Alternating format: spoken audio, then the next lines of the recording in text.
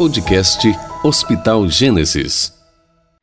Olá, bem-vindos! Estamos no ar com o podcast do Hospital Gênesis. Eu sou Alice Maia e hoje nós vamos conversar com o Dr. Pedro Guilme. Ele é ortopedista, é cirurgião do joelho e, junto com o Dr. Vitor Calado, ele faz parte da coordenação da ortopedia do Hospital Gênesis.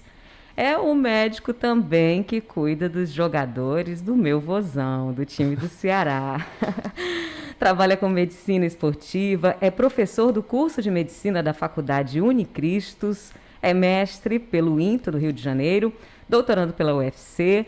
E eu quero desejar boas-vindas, doutor Pedro, e já começar falando sobre o Hospital Gênesis, porque até então a gente pensava que o Hospital Gênesis era só uma maternidade, né? Aquele hospital que acolhe a mamãe, que tem aquele parto humanizado, que tem aquela atenção às mães, mas o Hospital Gênesis, ele tem essa especialidade também e outras, que é a ortopedia. Eu gostaria que você falasse um pouco sobre o que podemos encontrar em termos de profissionais e tratamentos, cirurgias, buscando o Hospital Gênesis na área de ortopedia.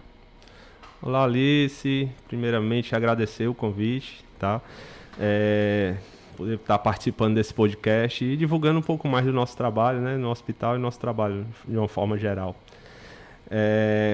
O Hospital Gênesis, no ano de 2021, a gente iniciou lá o nosso serviço de ortopedia e traumatologia, com plantonistas no plantão diurno, certo? De segunda a sábado, os outros horários eles funcionam como sobreaviso. E isso foi até um grande desafio, né? Um desafio por quê? Porque, como você falou, o hospital ele tinha essa imagem de ser uma área mais de obstetrícia, uma maternidade, e o objetivo da direção é justamente dar uma repaginada nisso, dar uma mudada, ampliar o leque, né, digamos assim.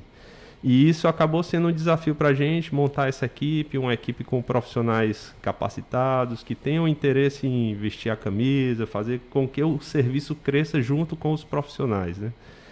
Então, isso é até uma coisa interessante, porque a gente acabou montando uma equipe diversificada. Pegamos especialistas nas diversas sub-áreas da ortopedia, conseguimos especialista em joelho, que sou eu e o Vitor Calado.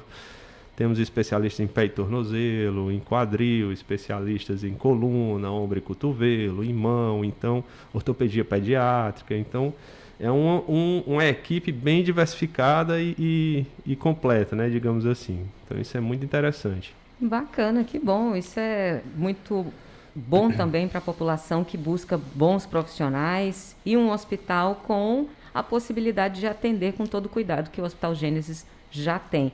Indo para a sua especialidade, que é o joelho. A idade vai chegando. Junto com ela, a gente fala assim, até em tom de brincadeira, né? Problema de junta. Mas essa relação da idade com problemas do joelho, até onde que essa relação é real? Assim, realmente, você vai envelhecendo e vai aparecendo aquele problema no joelho, é por conta da idade ou teria outras causas? Quais são as principais causas aí de problemas no joelho e a relação da idade com esses problemas? É uma verdade, não deixa de ser uma verdade, né? Assim, quando a gente pensa nas patologias do joelho, a gente acaba dividindo em dois grupos, né? Para simplificar, né? Claro. O grupo das doenças degenerativas, que são aqueles pacientes que vão evoluir com algum grau de desgaste da articulação, aí pode vir com lesões de cartilagem, lesões de menisco, pode ter uma artrose, né? Então, são lesões por desgaste, lesões degenerativas que têm o componente da idade envolvido, tá? E tem aquele outro perfil de paciente, que são os que têm as lesões traumáticas, tá? Que aí entra o atleta que tem uma torção do joelho, ou acidente, né? Um acidente de moto, um acidente de carro, que evolui com um trauma no joelho, que pode ter uma lesão também. Então, assim, de uma forma simples, para a gente simplificar, as doenças, a gente acaba dividindo as lesões degenerativas e as lesões traumáticas. E aí, cada caso é um caso, né? É o mundo, né? Cada um desses dois caminhos. E aí, como você falou da questão da idade, as lesões degenerativas, elas têm relação direta com a idade, sim, tá? Dentre outros fatores, né? Que aí a gente pode citar o quê? Pode citar a questão do sedentarismo, né? Você não praticar atividade física. Histórico familiar. Histórico familiar. Na né? minha família, um exemplo que eu vou dar é que todo mundo tem problema, começando da minha avó, no joelho direito. É incrível. As filhas, né? Minha mãe, minhas tias, aí já surgiu também no mesmo joelho. E é todo mundo no joelho direito. Realmente essa coisa hereditária existe, então. Isso existe sim. Tem um componente genético, né, no desenvolvimento da artrose que tem tudo a ver. Você vai ver aquela família que tem história de artrose, todas as irmãs, as suas tias ali, você vê que todo mundo tem artrose, que vai para o ortopedista para avaliar o joelho. Isso é bem comum. E tem família que não tem ninguém. Então, existe sim um componente genético que confirma isso. Tem algum exercício, eu vou dar um exemplo do agachamento, né? Antes, quando eu não fazia agachamento, me disseram, você não pode fazer agachamento porque tem esse problema aí no joelho e tudo. Não foi um médico, eram as pessoas que falavam, né? Não pode fazer agachamento, vai piorar. E tem gente na internet o tempo todo, os influencers, né? Postando vídeos de exercício, mostrando como é benéfico esses exercícios de agachamento. Quais os benefícios, quais os riscos, pode fazer? Como é que eu posso entender essa questão aí dos exercícios, a relação dos exercícios com algum problema no joelho? O que pode ser feito? É tudo muito relativo, né? Vai depender muito da patologia que você tem no seu joelho, tá? Assim, pegando um exemplo de patologia com o agachamento que você citou, vou dar um exemplo da lesão do menisco. Por exemplo, o que é o menisco, né? O menisco é uma estrutura que fica entre os dois ossos do joelho, entre a tíbia e entre o fêmur. Nós temos dois meniscos, um na parte mais interna e outro na parte mais externa do joelho, e a função dele, dentre várias outras, é amortecer o impacto na articulação, tá? Então ele é um amortecedor que a gente tem no joelho. E quando a gente tem lesão muito na região posterior do menisco, que aí essa lesão ela pode ser tanto traumática como degenerativa, quando a gente dobra muito o joelho, ou seja, quando a gente agacha, quando a gente faz uma flexão forçada do joelho, a gente espreme exatamente essa região posterior. Então, normalmente, esses pacientes eles não toleram muito bem fazer um agachamento ali com a flexão máxima, sabe? Um agachamento até lá embaixo, além dos 90 graus de flexão, por exemplo. Então, isso é um fator de risco, né? Não é legal esse tipo de paciente com essa lesão fazer. Outra situação que é bem comum, mulheres com dor anterior do joelho, que aí tem uma questão da condromalácia, né? Condropatia patelar na frente do joelho, que é uma queixa comum nas mulheres jovens. A articulação da patela, né, que é o ossinho que fica na frente do joelho, né, antigamente conhecido como rótula, ela, quando a gente está com o joelho esticado, não tem pressão, ela está livre. E à medida que a gente dobra, e quanto mais a gente dobra, maior é essa pressão de contato da patela. Então, flexões profundas, né, o agachamento, aquele até lá embaixo, você tem uma grande pressão exercida nesse osso, nessa articulação, e que pode resultar de forma repetida, né, se faz várias vezes o agachamento, você pode evoluir com dor também. Então, pacientes que têm alguma alteração na cartilagem, a gente já pode restringir um pouco esse agachamento, limitar só até 90 graus, não sei. O certo mesmo é não fazer que nem eu fiz no início, que eu fiquei ouvindo dos outros. É melhor procurar um profissional, né? Isso aí. Isso é indiscutível. O profissional, tanto como você é médico também da medicina esportiva, né, pode ajudar também a indicar qual seria o melhor exercício de acordo com cada problema, não é? Normalmente essas patologias, elas são muito bem conduzidas quando você tem um trabalho em equipe, né? Digamos assim, você tem uma avaliação médica, a partir daí você tem um fisioterapeuta conduzindo junto, tratando ali aqueles déficits que você pode apresentar. Um encurtamento, uma musculatura mais fraca, uma parte que está inflamada, precisa trabalhar bem ali. E também com um educador físico já trabalhando a questão do fortalecimento para prevenir essa sobrecarga, né, digamos assim. Então, normalmente você tem uma equipe multidisciplinar junto ali, a tendência é que isso evolua bem, né, de forma mais rápida e melhor. Lá no Hospital Gênesis tem ortopedista, que você falou, tem especialista no tornozelo, no joelho e em diversas partes. Tem fisioterapeuta também? Lá tem uma equipe de fisioterapia dentro do hospital que normalmente ela é para os pacientes que estão internados, né? Então, Também. um pós-operatório, um paciente que por alguma patologia clínica está internado, ele tem lá um fisioterapeuta, a equipe para fazer fisioterapia tanto respiratória como motora, né? Então, isso é uma facilidade que tem no hospital também. Lá está sendo realizado, então, todos esses tipos de cirurgias? Assim, por exemplo, uma fratura no tornozelo, Sim, um problema sim. no joelho. E Tem um como- centro cirúrgico preparado, esperando para a Sim. população? Centro cirúrgico excelente qualidade, tá? E assim, o nosso movimento tem crescido a cada mês, né? O serviço novo a gente sempre apresenta essa dificuldade de conhecerem a gente, né? Digamos assim. Esse é até um dos nossos objetivos de estar aqui com vocês, essa parceria, poder divulgar mais o nosso serviço. E com esse aumento de movimento tem chegado cada vez mais fraturas de punho, que são muito comuns em idosos, fraturas de tornozelo, né? Rupturas de tendão. Então tudo isso já vai chegando e imediatamente a equipe já resolve de forma emergencial, digamos Tem assim. um pronto né? atendimento Tem, para toda essa sim. área. Tudo. Olha que bacana. Voltando para o joelho.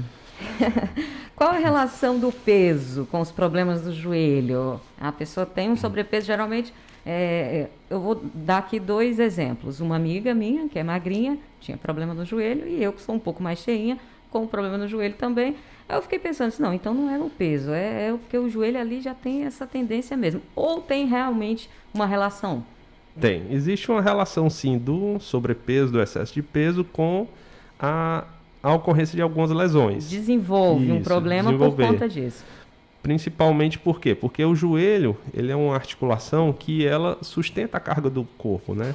Então, se você já tem algum tipo de problema degenerativo, alguma alteração de menisco ou na cartilagem, quanto mais peso você tiver, mais carga o joelho vai ter que suportar. Então, isso tem relação direta com a dor, com a evolução dessas lesões nessas estruturas que suportam a carga, né? É diferente, assim, é uma pessoa magrinha, na verdade, ela pode ter outras lesões do joelho que não tem nada a ver com o peso, né? Que aí podem ser lesões traumáticas, lesões ligamentares, né? De tudo pode acontecer. Quais são os fatores de risco, assim, para aparecerem os problemas no joelho? Aí, vamos lá. Quando a gente fala de fator de risco, a gente pode separar esses dois caminhos que a gente comentou no início, né? As lesões degenerativas. O que a gente pode ter como fator de risco? Pode ter o sobrepeso, tá? Que ajuda a desgastar essa articulação, degenerar. O sedentarismo, por você não ter uma musculatura fortalecida, que ajuda a diminuir o impacto na articulação, né? Proteger essa articulação. Então você acaba isso sendo um fator de risco para desenvolver um desgaste na articulação, tá? Questão familiar, como a gente já comentou, traumas que podem acontecer e podem ajudar a desenvolver esse desgaste. Quando a gente fala de lesão traumática, a gente tenta fazer o quê, né? A gente tenta manter esse atleta, né? Um melhor condicionado, um atleta que não evolua com desgaste de forma muito rápida. Por que eu estou dizendo isso? Um atleta que não está bem condicionado, ele tende a fadigar a musculatura mais rápido. Quando ele fadiga, é como se o músculo diminuísse aquela capacidade de absorver o impacto. Então, aumenta o impacto na articulação. Tá? Então, aqueles que são melhor condicionados, eles toleram mais tempo e absorvem melhor esse impacto pela musculatura, diminuindo a sobrecarga na articulação. Então, o condicionamento físico ele é muito bom. Questão do sobrepeso, né? Às vezes você tem fatores externos que podem atrapalhar, causar lesões, como o tipo de piso. Às vezes você joga num gramado que tem muito buraco. Às vezes você tem tudo ótimo, bem condicionado, bem estruturado, alimentação boa, não tem sobrepeso, mas tem um fator externo que pode causar lesão, né? Então, diversos são os fatores que podem contribuir para uma lesão no joelho.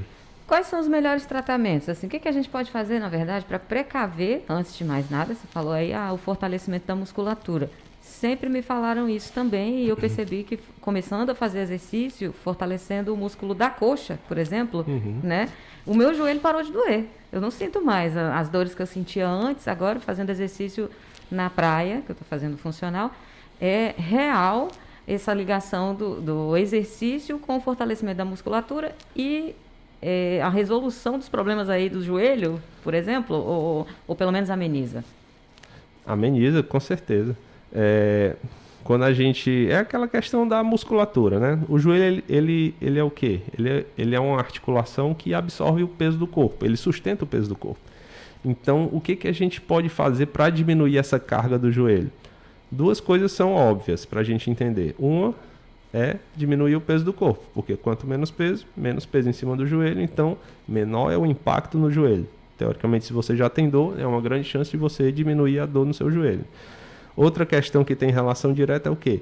É a força da musculatura. Não só a musculatura ao redor do joelho, mas do corpo todo. Quadril, abdômen, tronco, tudo isso contribui para a sua postura, para o equilíbrio de uma forma geral dos músculos do corpo, tá? Então, quanto mais forte for a sua musculatura, menor é o impacto que vai ser transmitido para a articulação, para a cartilagem, para o menisco. Por quê? Porque a musculatura absorve parte desse impacto.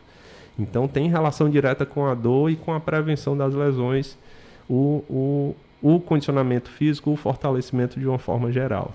Eu sempre ouvi dizer que o exercício na água é o mais indicado para quem tem algum tipo de lesão. Tipo, você precisa fazer hidroginástica.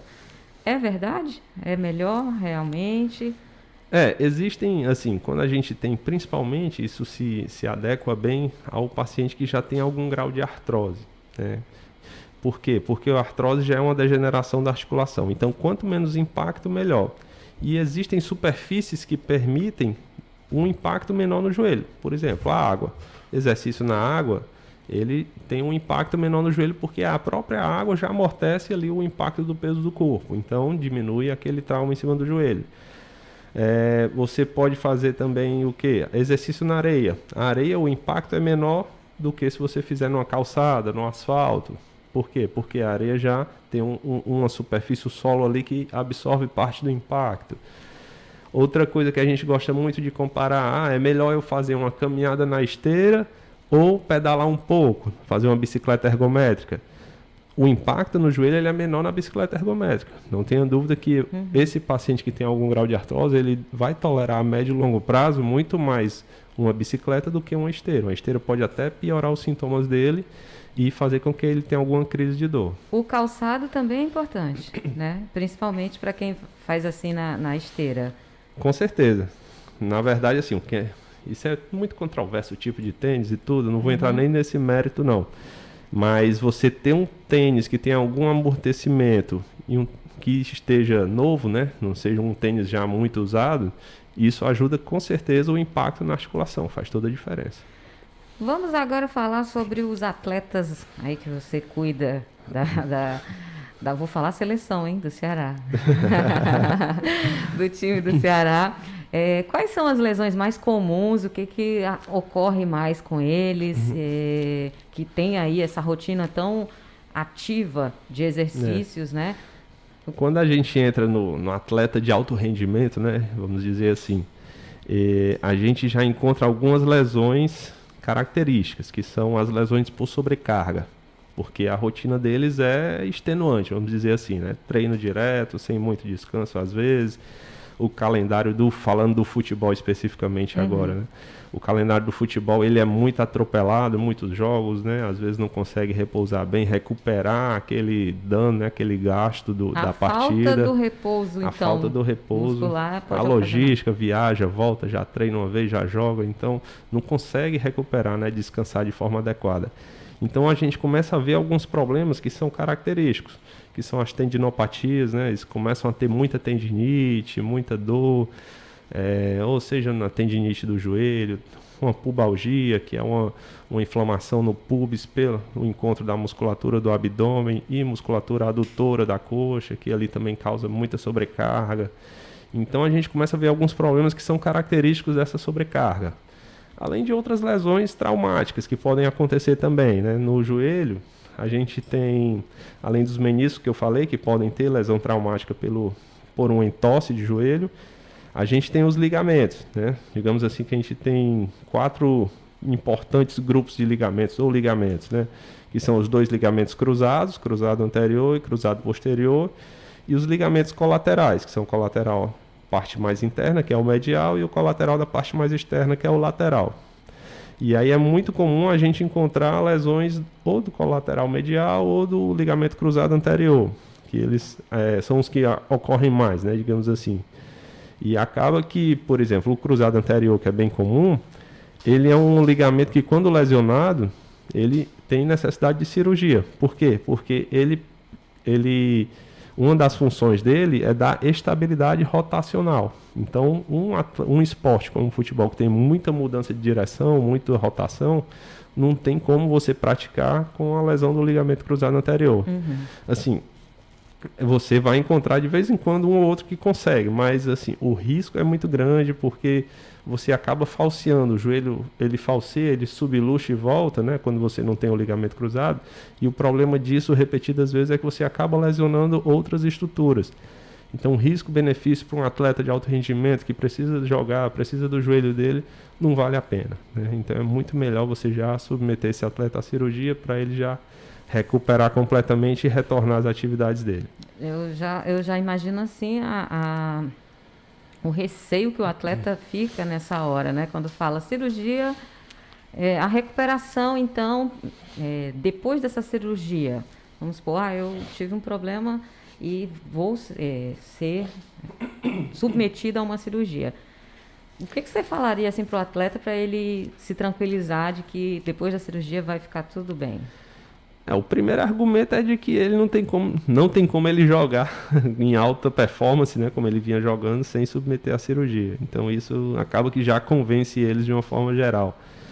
É muito ruim, porque assim, é ruim para ele, porque ele vai ter por exemplo, o LCA, a gente gira em torno aí de 9 meses de recuperação pós-operatória. Então ele perde uma temporada praticamente, né? É ruim para o clube, porque o clube vai continuar arcando com os custos desse atleta sem ele estar atuando, né? Então, assim, é um problema conjunto, né, da equipe como um todo.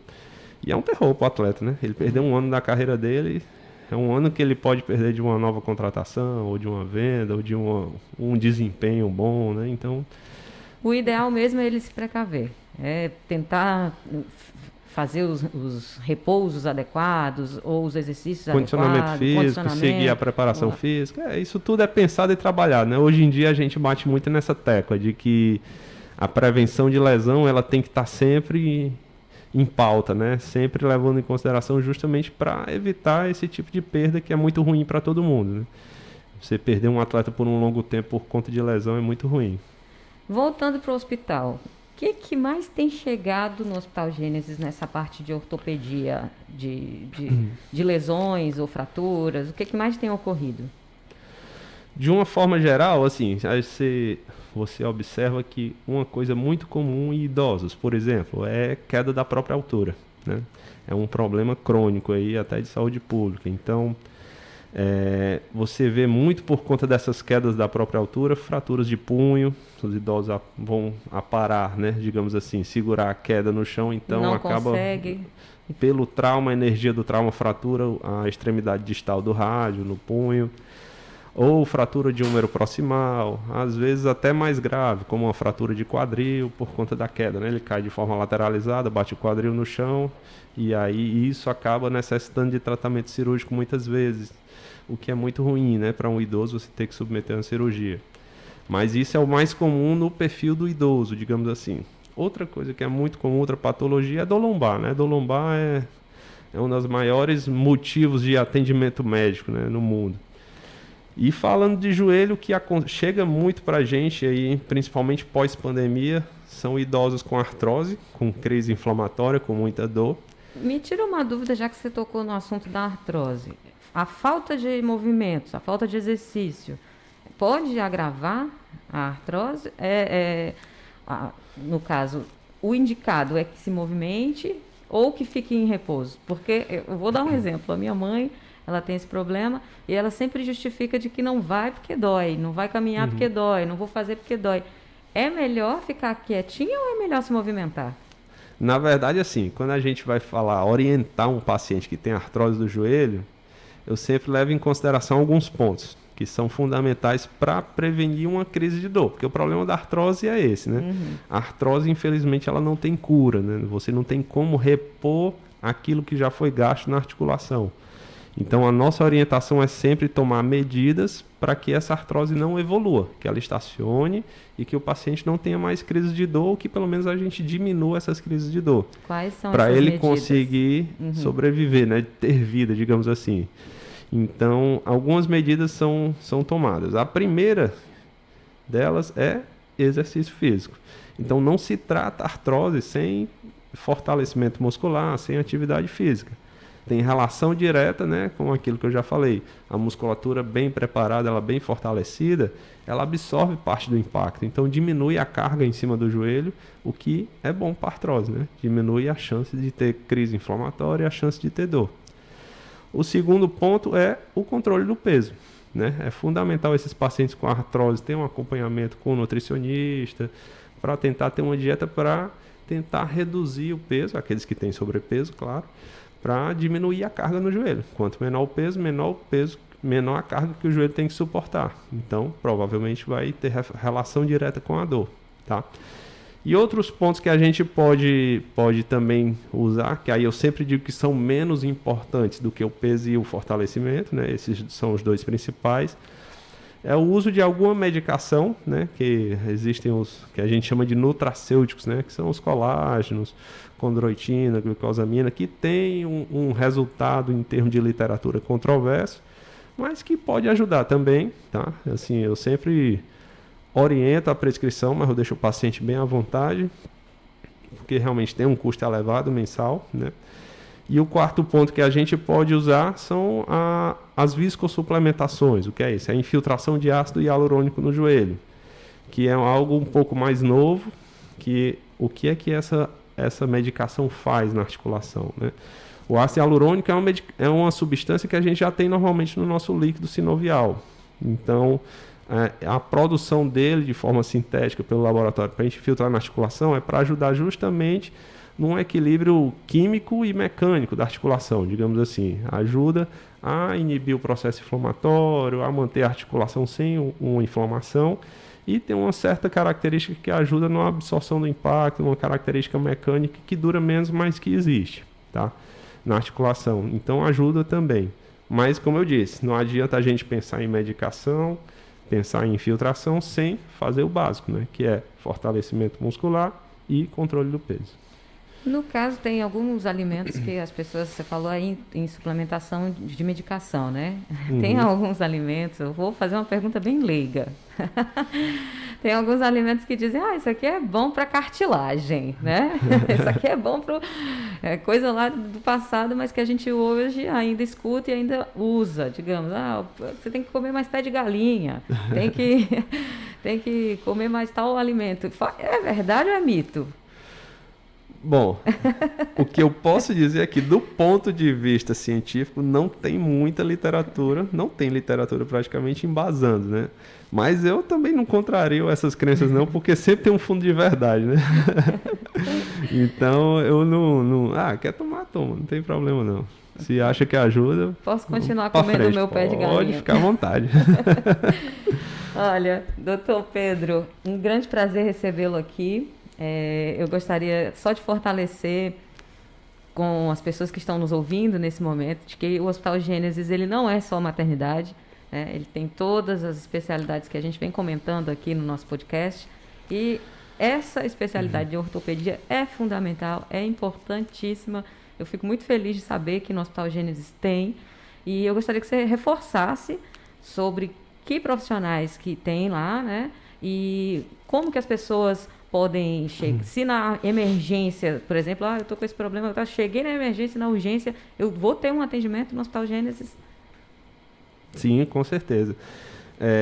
Como eu disse, né, a gente iniciou ano passado, a gente tem uma equipe preparada com todas as subespecialidades ortopédicas, né, um pronto atendimento, então sempre que tiver algum problema ortopédico, às vezes é um corte, um trauma, a gente está lá pronto para atender, forçar as orientações. Lá a gente consegue realizar exames de forma imediata, né, na emergência mesmo, exames de imagem. Então, tudo que é necessário para o diagnóstico e iniciar já um tratamento ali, a gente já consegue. E, claro, aquelas cirurgias de urgência, a gente também já tem toda a estrutura lá, que já existia no hospital, né, para conduzir e realizar o tratamento de forma adequada. Então, não há dúvida de que o serviço do Hospital Gênesis chegou para chegar, né, digamos assim, para ser mais um serviço de referência na cidade. Que bom, fico muito feliz. E obrigada mais uma vez, doutor Pedro. E espero que você volte para cá, para o nosso podcast, para a gente conversar sobre mais assuntos, mais detalhados, em outra oportunidade. E até a próxima. Excelente. Eu que agradeço o convite e a participação. Muito obrigado. Podcast Hospital Gênesis.